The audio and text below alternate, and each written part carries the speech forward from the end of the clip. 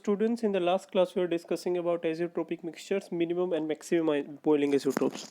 So minimum and maximum boiling azeotropes and azeotropic mixtures are the binary mixtures which have same stays in vapor or same constituency in vapor states or in liquid states. Okay, we have discussed about minimum and maximum boiling azeotropes.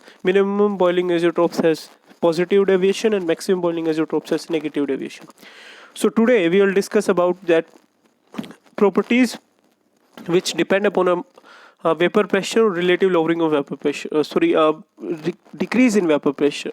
So there are basically four properties: relative lowering of vapor pressure. Second property is we know that in elevation in boiling point. Third is depression in freezing point. Fourth is osmotic pressure or osmosis.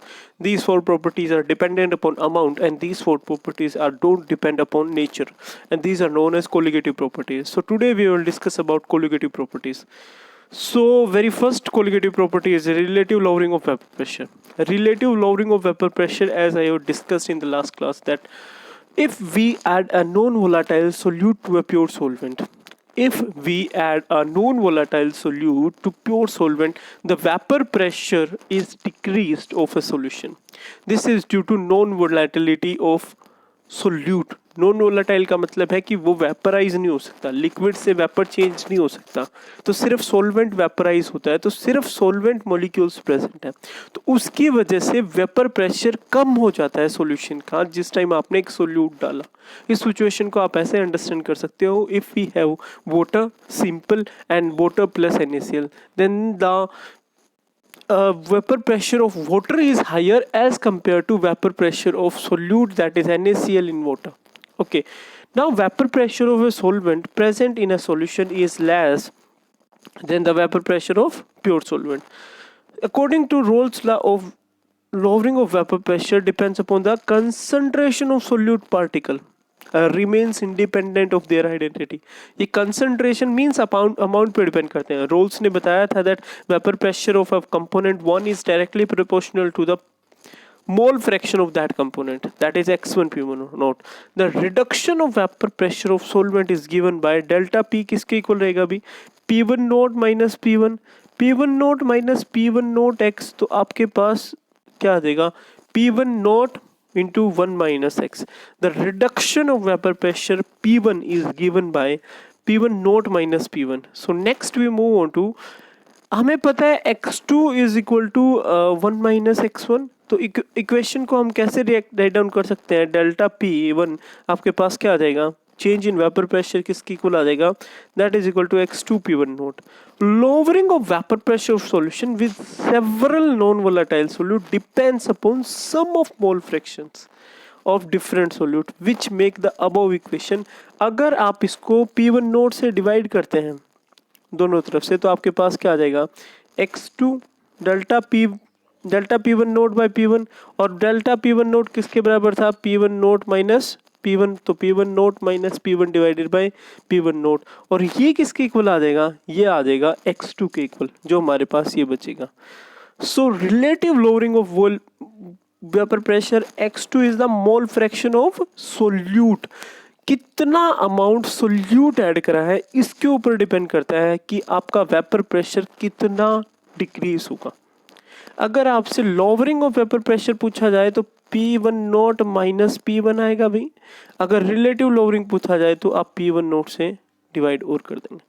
N1 और N2 जो है वो आपके number of moles of solute and solvent है.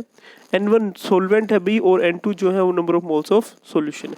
इसको आप ऐसे भी समझ सकते हैं that the mole fraction of a solute is directly proportional to the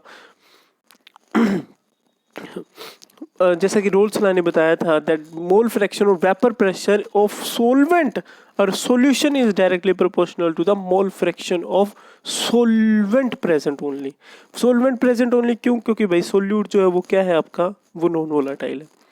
next we move on to that above equation can be written down as if we put the value of x2 is mole fraction किसके बराबर होता है भाई? number of moles of that component divided by total number of moles n1 plus n2. Okay, so P1 note minus P1 by P1 note is equal to N2 by N1 plus N2। और अगर आपके पास dilute solution है तो इसका मतलब N1 जो है number of moles solvent के बहुत ज़्यादा रहेंगे, सॉल्यूट के कम रहेंगे। तो इस केस में आप N2 by N1 write down कर सकते हैं। अब number of moles of N2 कैसे कैलकुलेट करते हैं अभी, मास गिवन जो है आपके पास और मोलर मास कितना है, और N1 के निकालोगे तो मास गिवन जो है मोलर मास कितना है। तो ये आपके पास W1 और M1 जो है वो मोलर मासेस और मासेस जो गिवन आपके पास है, जैसे 2 ग्राम दे दिया भाई, 4 ग्राम सोल्यूट दे दिया, सोलवेंट दे दिया, या फिर जैसे जितना भी मास और मोलर मास है सोलवेंट का वो आपके पास W1 M1 रहेगा और W2 M2 क्या रहेगा, मोलर मास और मास ऑफ सोल्यूट रहेगा। Next is elevation in boiling point. इसके ऊपर बेसिस भी बहुत सारे एग्जाम्पल हैं which you have to study and which you have to do. It's a very simple thing. P1 note minus P1 divided by P1 note is equal to W2 M1 by W1 M2। ये multiplication का sign है भाई। Okay, next we move on to elevation in boiling point. अभी हमने बताया कि आपका 2 situations हमने दी थी भाई, अगर आप प्योर सोलवेंट लेते हैं दैट इज वाटर, और pure solvent plus solute, sorry solute plus solvent मतलब सॉल्यूशन लेते हैं that is sodium chloride in water, then there is decrease in vapour pressure by non volatility of solute. Why? What is the reason behind that? And due to this, there is lowering of vapor pressure. Now, what is boiling point? Boiling point is the temperature at which vapor pressure is equal to atmospheric pressure. You know what is the most important thing to you to understand is boiling point वो temperature है जिस पे vapor pressure और atmospheric pressure equal हो जाते हैं। जो आपके वेपर्स प्रेशर एक्सर्ट कर रहे हैं और जो एटमॉस्फेरिक प्रेशर है, अगर वो दोनों इक्वल हो जाएंगे तो उसे आप बोलते हो boiling point. Now increase in temperature increases the vapour pressure of liquid. That means what, अगर आपके पास कोई सोल्यूट आपने ऐड करा है that is non volatile in nature, that can decrease the vapour pressure, तो आपको वेपर प्रेशर इंक्रीज करने के लिए टेम्परेचर को इंक्रीज करना पड़ेगा। इसका मतलब क्या है कि बॉइलिंग पॉइंट क्या हो जाएगा, इंक्रीज हो जाएगा। भी किसी भी पर्टिकुलर लिक्विड का बॉइलिंग पॉइंट इंक्रीज हो जाएगा by addition of a non volatile solute. Understood? Why? What the reason behind that? There is decrease in vapor pressure और boiling point क्या होता है, vapor pressure is equal to atmospheric pressure।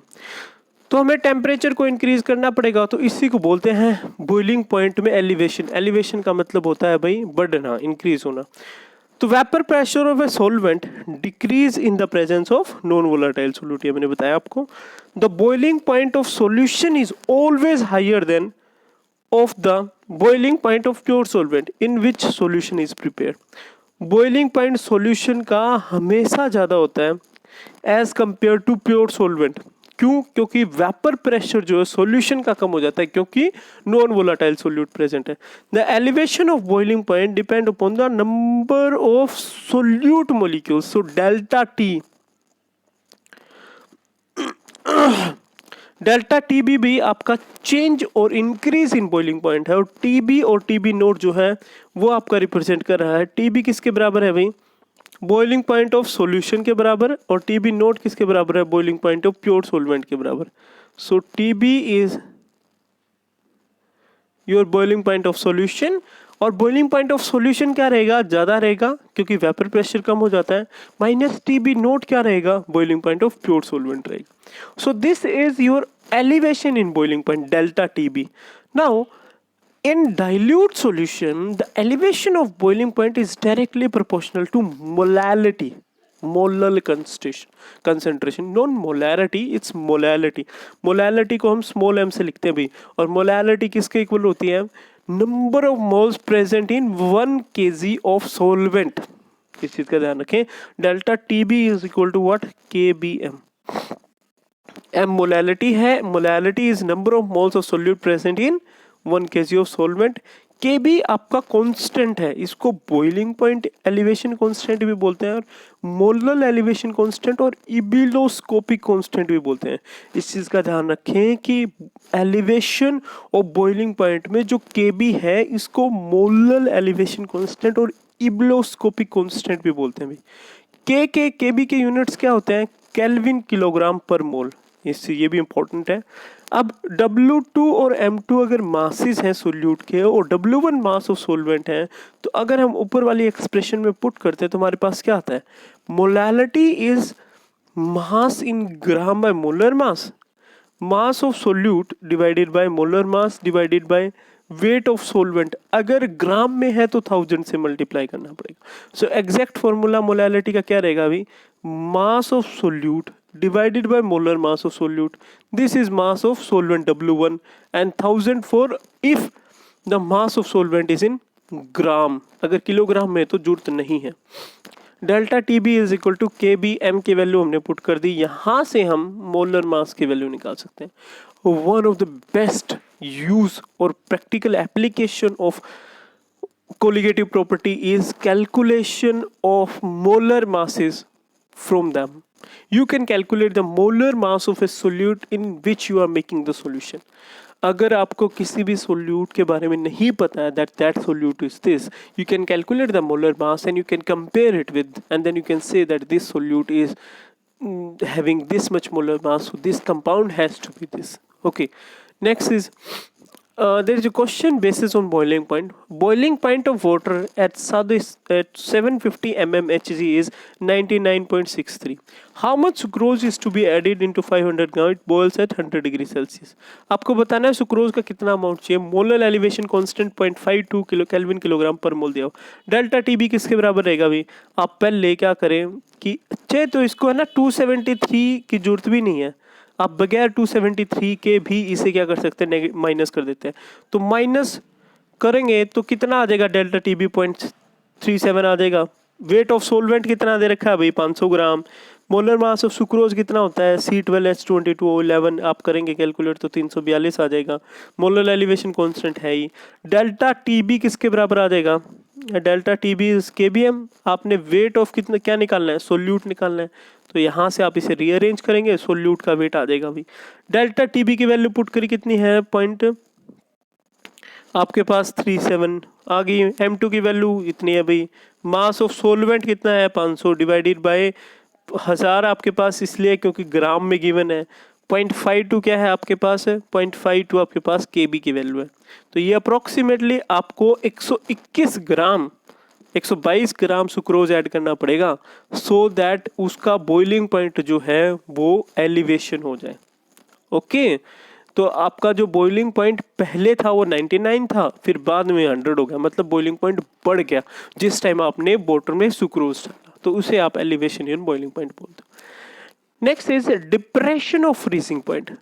Freezing point of a substance is the temperature at which vapor pressure of a substance in liquid phase is equal to vapor pressure in solid phase. अब इस बात का ध्यान रखें भाई, vapour phase में okay vapour pressure liquid phase में और वेपर प्रेशर सॉलिड फेज में अगर इक्वल हो जाएंगे तो उसको आप बोलोगे freezing point. The freezing point of a substance is defined as the temperature at which vapor pressure of a substance in liquid phase is equal to vapor pressure of substance in solid. Okay. If the vapor pressure of solution is equal to the vapor pressure of pure solid solvent, then solution freezes. अगर दोनों vapor pressure solid state में और liquid state में equal हो गए तो उसको आप बोलोगे depression in freezing point. According to Raoult's law, addition of non volatile solute क्या कर देता है? डिक्रीज कर देता है किसको? Vapour pressure of. According to Raoult's law, addition of non volatile solute decreases the vapour pressure of solvent and would be equal to the solid solvent at lower, and this decrease the freezing point. अब vapor pressure कम हो जाता है तो freezing point is the temperature at which vapor pressure in liquid phase is equal to vapor pressure in solid phase. तो इसकी वजह से आपका freezing point भी decrease हो जाता है। So this decrease in freezing point is known as depression of freezing point. और delta TF को आप कैसे लिखते हो? TF minus TF note. अब इसमें भी जो TF है वो आपका क्या है? TF है freezing point when non volatile, ये सिर्फ TF है भाई। TF is a freezing point when non-volatile solute is dissolved. और TF not freezing point of a pure solvent है. Okay.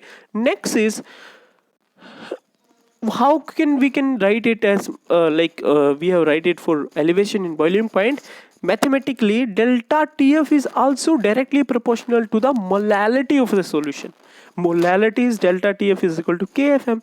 अब KF आपका क्या है? प्रोपोर्शनलिटी कांस्टेंट है और ये नेचर ऑफ सॉल्वेंट पे डिपेंड करता है भाई. इसको फ्रीजिंग पॉइंट डिप्रेशन कांस्टेंट और मोलर डिप्रेशन कांस्टेंट भी बोलते हैं. और इसका एक और नाम है, वो क्या है? Cryoscopic constant. This is also important. उसको क्या बोलते थे भाई? एलिवेशन KB को इबिलोस्कोपिक कांस्टेंट, इसको क्या बोलते हैं? Cryoscopic constant. KF की यूनिट्स क्या होते हैं? केल्विन किलोग्राम पर मोल. अब अगर W2 और M2 मास और मोलर मास है सोल्यूट का और W1 मास ऑफ सोल्वेंट है, तो मोलैलिटी को हम कैसे लिखते हैं?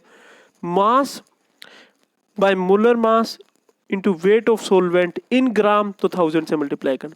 अगर आप इस वैल्यू को पुट करते हो इस पर्टिकुलर एक्सप्रेशन में, तो आपके पास क्या आता है? Delta TF is equal to KF W2 into 1000 divided by W1 M2. तो ये आपके पास डेल्टा TF की वैल्यू आ जाएगी. यहां से अगेन आप अगर मोलर मास की वैल्यू कैलकुलेट करना चाहते हैं तो कैलकुलेट कर सकते हैं. The basic idea behind all the colligative property is to calculate the molar masses of the solutes. Now we can write it down. अच्छा, इन्होंने एक क्वेश्चन पूछा है, calculate the mass of ascorbic acid to be dissolved in 75 gram of acetic acid to lower its melting point by this much. अब इन्होंने delta TF की value दी हुई है, मास और molar mass ascorbic acid, mass of acetic acid दिया हुआ है. Acetic acid आप किसका काम कर रहे हैं भाई? This is working as solvent. Okay. Delta TB is equal to KBM होता है. आप यहाँ से W2 की वैल्यू निकालोगे तो डेल्टा TB की वैल्यू है हमारे पास 1.5 into molar mass of ascorbic acid 176 into W1 की वैल्यू कितनी है भाई? W1 is molar mass, sorry, weight of solute. Yeah, W1 is the mass of solvent, not solute. W1 is the mass of a solvent. Mass of solvent कितना है? 75 ग्राम है आपके पास.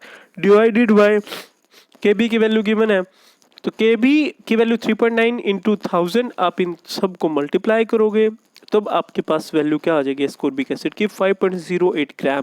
इतना dissolve करोगे ना भाई, तब आपका जो फ्रीजिंग पॉइंट है वो डिप्रेस हो जाएगा. Next is M2 can be determined, molar mass can be determined by the equation this. ये इंपॉर्टेंट इक्वेशन है भाई. KF और KB की वैल्यू कैसे निकालते हैं? KF और KB, KF आपका क्या है? Cryoscopic constant. और KB क्या है? इबुलोस्कोपिक कांस्टेंट. ये मोलर डिप्रेशन कांस्टेंट और ये मोलर एलिवेशन कांस्टेंट है.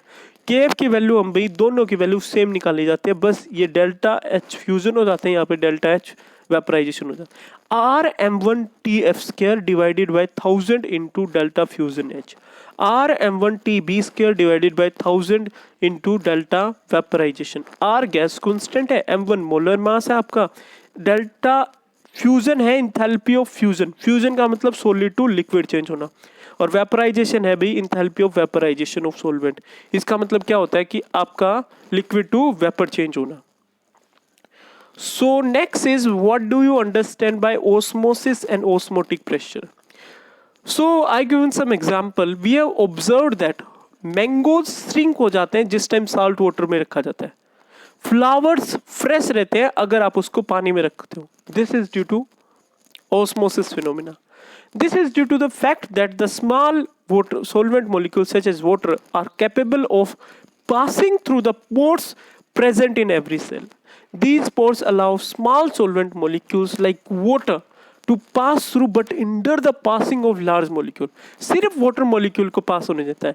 This membrane poses the spore is known as semi-permeable membrane. इस membrane को कौन सी membrane बोलते हैं भाई? Semi-permeable membrane बोलते हैं. The process of flow of solvent from pure solvent to a solution through a semi-permeable membrane is known as osmosis.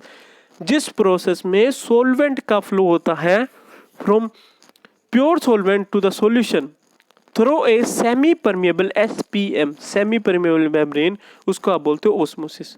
The flow of solvent to solution continues until the stage of equilibrium is reached. If we apply the extra pressure to the solution which can terminate the flow of solvent to the pure solvent, तो उस pressure को कौन सा pressure बोलते हैं भी? Osmotic pressure बोलते हैं। ये कोलिगेटिव प्रॉपर्टी है जो कंसंट्रेशन ऑफ सॉल्यूशन पे डिपेंड करती है और stop of passage of solvent molecule रोक देते हैं थ्रू आउट द सॉल्यूशन। इसी प्रोसेस से भी आरओ वर्क करते हैं, रिवर्स ऑस्मोसिस इसे बोलते हैं, जो वाटर प्यूरिफिकेशन में काम आते हैं। Solvent molecules generally flow from lower concentration to higher concentration. This flow of solvent from dilute solution to concentrated solution, मतलब इसका मतलब क्या है अभी? Lower concentration to higher concentration through a semi permeable membrane due to the phenomena known as osmosis. इसको आप ऐसे समझ सकते हो कि आपके पास एक सेमी परमिएबल मेम्ब्रेन है, वाटर है और साल्ट प्लस वाटर है। फ्लो ऑफ प्योर सॉल्वेंट मतलब भाई यहां से पानी का जो फ्लो है through this membrane which can only allow the flow of water, यहां से कुछ वापस नहीं आ सकता, सिर्फ यहां से वाटर जा सकता है। This is known as what? This is known as osmosis. And if we apply some extra pressure, if we apply some extra pressure to this side so that flow of this water to this side can be what? This side can be stopped, तो उसको pressure को आप कौन सा pressure बोलते हो? Osmotic pressure बोलते हो। Okay, next we will study about more about osmosis and osmotic pressure just by giving more example. इसमें 2-3 एग्जांपल मैंने डिस्कस करे हैं अभी, जैसे मैंगो श्रिंक हो जाता है आफ्टर एडिशन ऑफ सोल्ट। इसके अलावा आप एग का एग्जांपल ले सकते हैं। एग में भी आपके पास अगर आप उसे सोल्ट वाटर में रखते हैं तो इट कैन श्रिंक आउट। इसका मतलब क्या है कि आपके पास फ्लो होता है सोलवेंट मॉलिक्यूल्स का through a semi-permeable membrane from lower concentration to higher concentration. Okay, इसको आप बोलते हो ऑस्मोसिस। और जिस प्रेशर से आप ऑस्मोसिस फिनोमिना को रोक सकते हो उस प्रेशर को आप बोलते हो osmotic pressure. More we will study in next class.